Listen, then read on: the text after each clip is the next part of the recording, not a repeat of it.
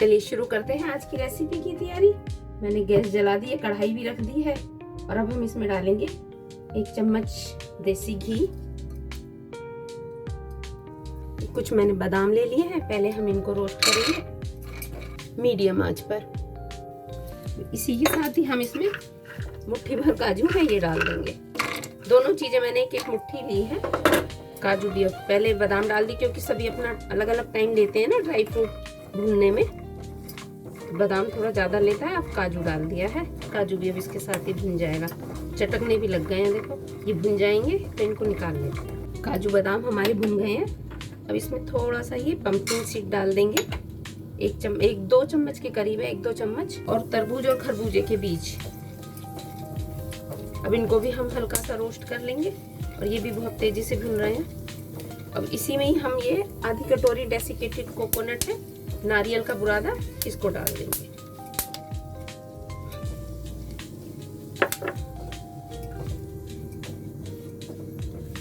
बहुत ज्यादा नहीं भूनना है इसको भी, हल्का सा ही।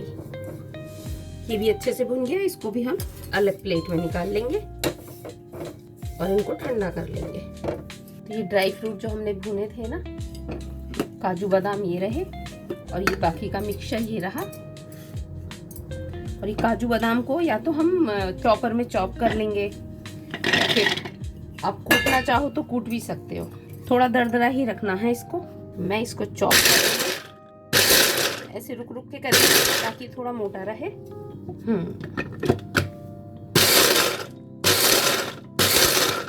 तो इतना मोटा हो गया है, ये इतना दरदरा, इतना ही ठीक है। तो मिक्सी में हमने इस तरह से इतना दरदरा रखा है। आप चाहें तो इसे खलबत्ते में भी कूट सकते हैं या चाकू से भी काट सकते हैं। इसको हमने पलट लिया है। ये दोनों हो गए हैं। ये हमारे काजू बादाम भी हमने चॉप कर लिए हैं, नारियल का बुरादा और जो भी ये पंपकिन सीड और तरबूज खरबूजे के बीज जो हमने डाले थे, ये सब अब ठंडे हो गए हैं। तो करते हैं आगे की तैयारी। जिस कढ़ाई में मैंने ये ड्राई फ्रूट मैंने रोस्ट किए हैं ना, इसी कढ़ाई में को मैंने ले लिया है और इसमें ये मैंने 1 कटोरी चीनी है ये डालेंगे, ये ली है। और इसमें इसी कटोरी के हिसाब से मैंने 1/4 कटोरी पानी लिया। इसमें से भी मैं बचा लूंगी क्योंकि चीनी भी मेरी पूरी भरी हुई नहीं थी ना। अब हम इसकी चाशनी बनाएंगे। चीनी मेल्ट होने तक हम इसको ऐसे चलाते रहेंगे ताकि लगे ना कहीं, और एकदम मंदी आंच पर ही बनानी है। साथ ही इसमें डाल देंगे कुछ केसर के धागे, जिसका कलर और फ्लेवर दोनों अच्छा कर देगा।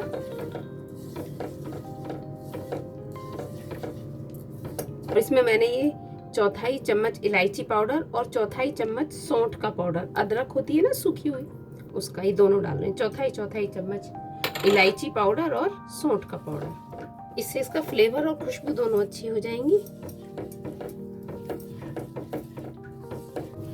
इतने हमारी चाशनी बन रही है। ये मैंने एक थाली में घी लगा के रख लिया है। चाशनी तैयार हो गई। कोई बहुत ज्यादा वैसी चाशनी नहीं बनानी है कि 1 तार की 2 तार की, बस चीनी मेल्ट हो जाए और लगे कि हाँ अब गाढ़ी होने लगी है। तो मैंने ड्राई फ्रूट डाल दिए हैं इसमें, और ये जितने भी हमने भून के रखे थे सब डाल दिए हैं। अब अच्छे से इनको मिक्स करेंगे।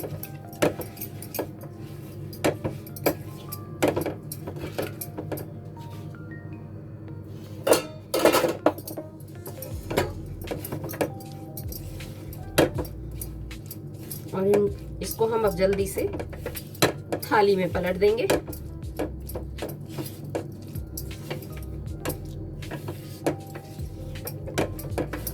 गैस अभी भी मंदी है और अब मैं बंद करने वाली हूँ इसको, गैस को भी। तो ये जो मिक्सचर हमने तैयार किया है, अब हम इसको थाली में पलट देंगे। थाली मेरी बड़ी है और मिक्सचर कम है तो मैं एक ही साइड पलटूंगी इसको। घी तो मैंने सारे में ही लगा लिया था। और अब अच्छे से इसको सेट कर देंगे। थोड़ा इसको हम मोटी ही रखेंगे।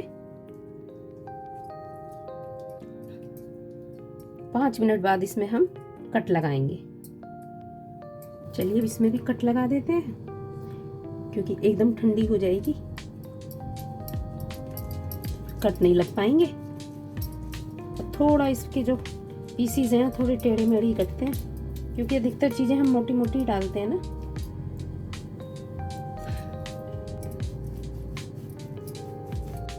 चलिए इसको हम निकाल लेते हैं।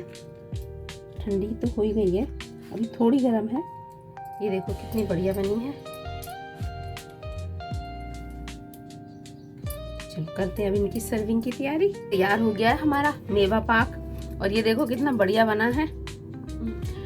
तो देखो हमने तो बना लिया जन्माष्टमी के लिए, आप भी जल्दी से बनाइए और फिर बताइए कि कैसा बना है। तो चलो मिलते हैं एक नई रेसिपी के साथ।